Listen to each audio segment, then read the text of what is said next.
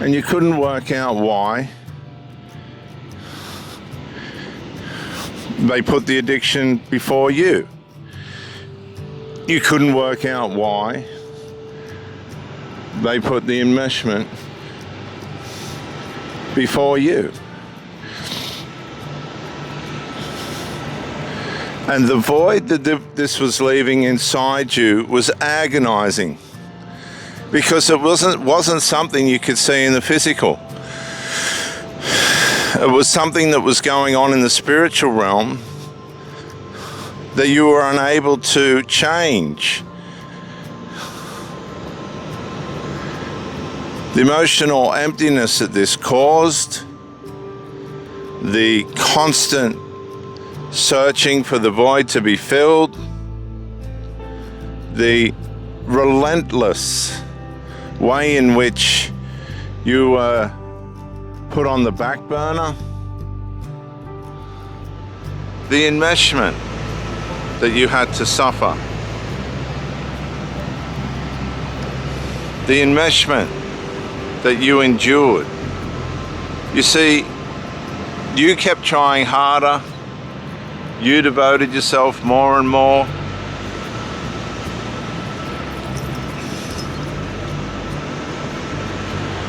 And that didn't fix anything. It didn't change anything. It didn't improve anything. And this person just labored away at the things that were causing grief and harm. They labored away at it. They couldn't. You see, a lot of these people that do harm and damage, they have no awareness of themselves. And if you're lacking self-awareness, be it deliberate or by naivety or just by a way of life that's been allowed to go on and on and on for too long, then it's not going to make sense to somebody if you come along and start saying they have to change something for you. The only thing you're going to get out of it is how valuable you are, and that's the fact of that matter will be is you're not as important as you think. A lot of these people have addictions and habits that they've been allowed to get away with for most of their life. They know how to make these things work in their life.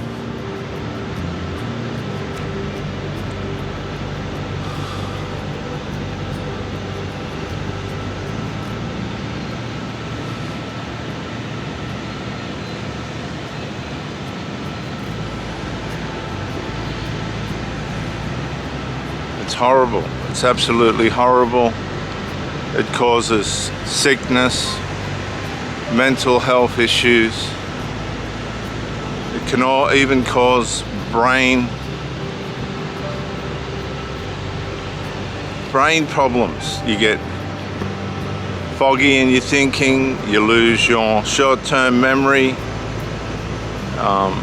you get headaches and migraines that you've never had before. You could have an accident. I've had accidents because of these covert narcissists. Suddenly the mask starts slipping off. The next thing you're having, particularly if you're into sport, you cannot afford to be mucked around by somebody that's not going to do the right thing in a relationship with you. You have to take action. This idea that you keep devoting yourself and being loyal and faithful to somebody that's just a troublemaker or a manipulator or an addict because you're trauma bonded, that's not enough. It's not sport. You see, the Bible says foolishness is evil or trouble or harm is like sport to a fool. It's like sport. They've got no comprehension what it's doing to the person that's on the end of it. Evil is like sport to a fool. They don't care about what their habits and their addictions and their bad behavior and their narcissism and their psychopathy and all that, their negligences and all this other stuff. They don't care what it's doing to you. They train themselves psychologically via abuse of their conscience to be able to do it. They're able to stop, which means they're enabling themselves to do it.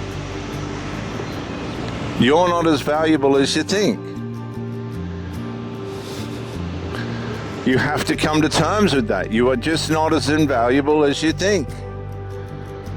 Now, they'll say they love you when things get really tough or when something goes wrong and they know it. It's starting to get to the point where you might not tolerate it anymore. They know all that.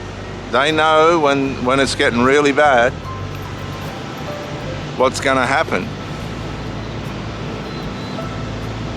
You might leave.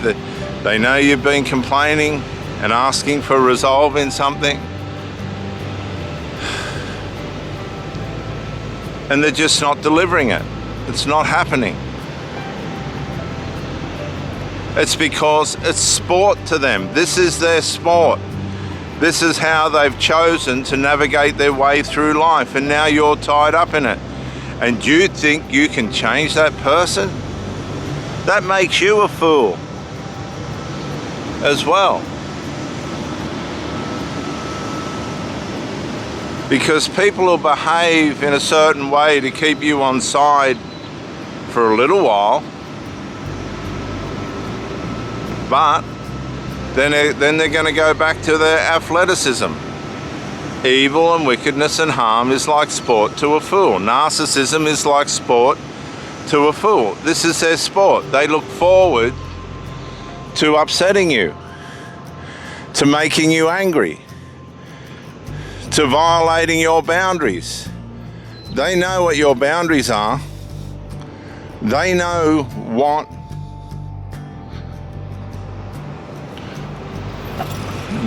what's going on and what they need to fix. They know, but it's their sport.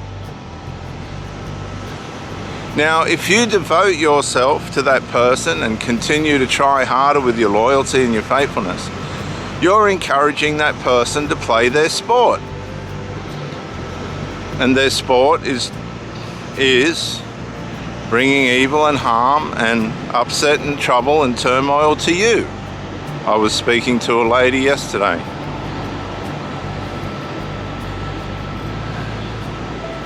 And I worked with this man that she was married to, and you would never have picked that he was an abuser. You would never have known on the surface that this man was an abuser. She told me a story, and we got to the other side of it. And I felt very sorry for this woman, because I knew this man. You would never have picked that this person was a domestic abuser. And you could see the damage that it had done to her body, and like in the sense of she'd let herself go. She wasn't looking after herself. She'd become aware of narcissism and psychological abuse and covert passive-aggressive abuse and overt physical abuse. She left this man. It was quite ugly, actually. But she said, you would never have known. And I said, my word, you would never have known. And for many of you now, right now, as I speak to you, you know you have to get out. You know you have to detach. You know you have to break the trauma bond. You know that it's time for you to get your life back. And it's up to you now to come into the light. You've awoken. Make a decision to leave, walk away, and never, ever, ever go back.